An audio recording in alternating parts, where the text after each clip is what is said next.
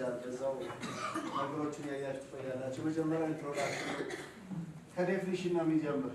በተለይ ስራው ላይ ያላችሁ ያው ቱር ጋይድ ምንድነው የሚለው ይኖራችሁ ስለሆነ እንዴት አደራችሁ? እንኳን ደረሳችሁ።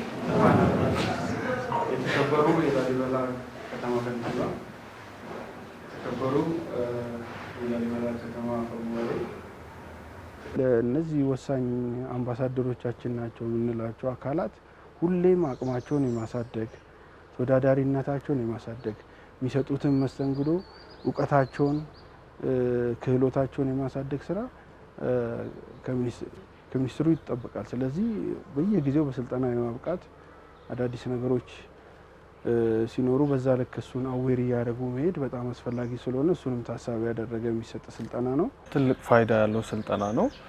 የመጀመሪያው ጋይዶች ናቸው። እንግዲህ ጋይዶች ለዚህ አካባቢ ብቻ አይደለም ለኢትዮጵያ አምባሳደር ናቸው።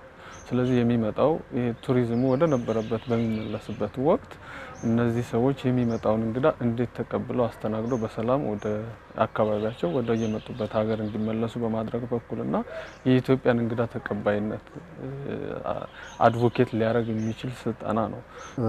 ልክ ነው። በቱሪዝም የተቀዛቀዘ ከተማ ነው ያለን። ምክንያቱም ቱሪዝም ሰላም ይፈልጋል።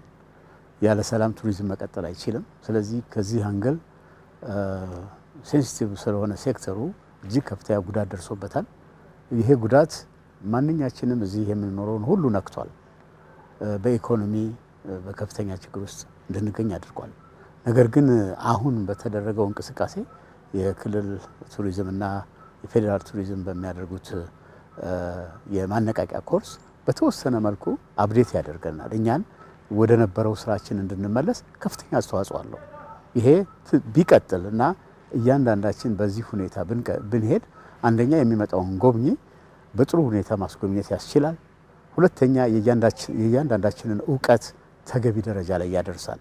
ስለዚህ ይሄ የምንወስደው ስልጠና በእውነቱ ከሆነ አስፈላጊና ወሳኝ ነው። አገልግሎት ለመስጠት መሰረት ነው ማለት እችላለሁ።